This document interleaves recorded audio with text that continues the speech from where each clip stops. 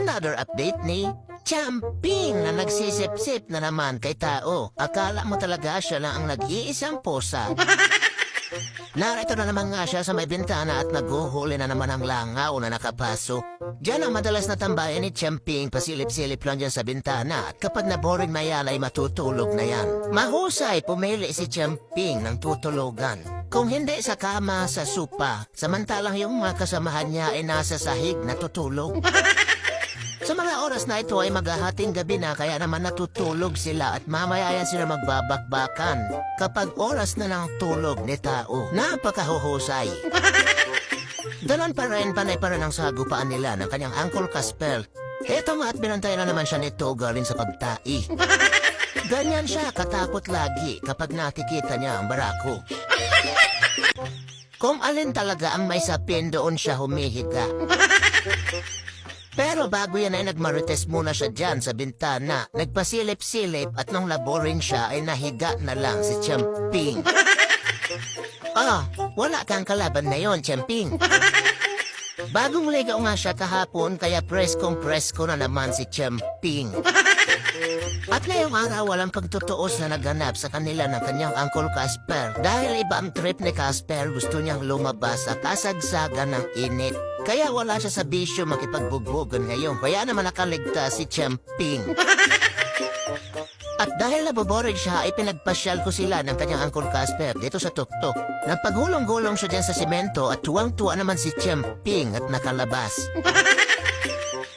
Hindi siya binubugbog ng uncle niya dahil abala ito sa tanawin. Manghang-mangha naman nga si Champing dahil hindi niya alam kung nasaan siya. Saglit ko lang siya pinapasyal at pinapasok ko na rin dahil baka pumunta sa may gilid. Baka ay malaglag pa maging kwento pa si Champing. Hindi siya nadadala sa mga sapak na kanyang natatamo mula sa kanyang auntie. Panay ang takbo at iwas ni Chloe kaya lang hindi siya tinitigilan ng verdugong Champing.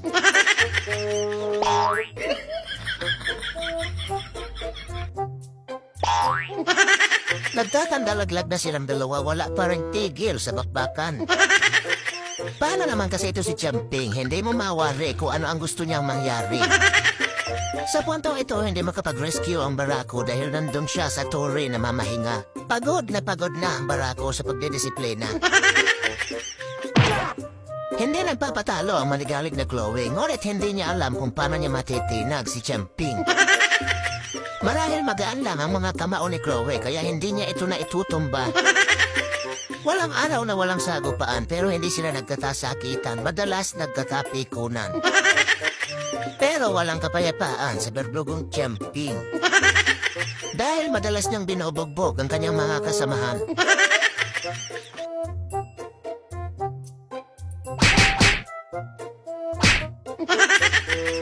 Sa punto kaya na hindi pa rin nagpapaawat si Champing, kaya naman inawat ko na siya. Ano na naman ang pinaglalaban mo, Champing? Wala ka na lang kadala-dala? Aba, lalaban ka na? Katagaling lang ng mga tama mo sa ilong, Champing. Wala ka ng tigil, wala kang kadala-dala, Champing. Subukan mong lumaban, baka hindi mo nakikita na sa tabi mo ang pamalo ni tao. Ngayon nga ipupunta si Champing sa kanyang nanay na aso dahil matagal-tagal na rin silang hindi nagkikita. Halika na, Champing. Huwag ka na sumakay dyan at doon na naman tayo pupunta sa likod ng bahay. Sa mga hindi pa nakakaalam sa aso, dumede si Champing. Nung bata pa lang siya dahil inabandona na agad siya ng kanyang nanay. At bukod kay tao, isa itong aso na to siya nagtaguyod kay Champing. At dito nga sa puno ng kalamansi na ito nakatira ang kanyang nanay na aso. At makikita nakakapanganak pa lang nito. Kaya naman nagpapadede ito sa kanyang mga anak. At mula rito ay pinatitinan ko siya kay Champing. Nanganak pa naman ang haliparot mong nanay na aso, Champing. Kada buwan na lang siguro nabubuntis ang asong ito. Maya't maya na lang nanganganap. Sa puntong ito parang nakilala pa naman siya ng kanyang nanay na aso kaya lang si Champing limot na ang nakaraan.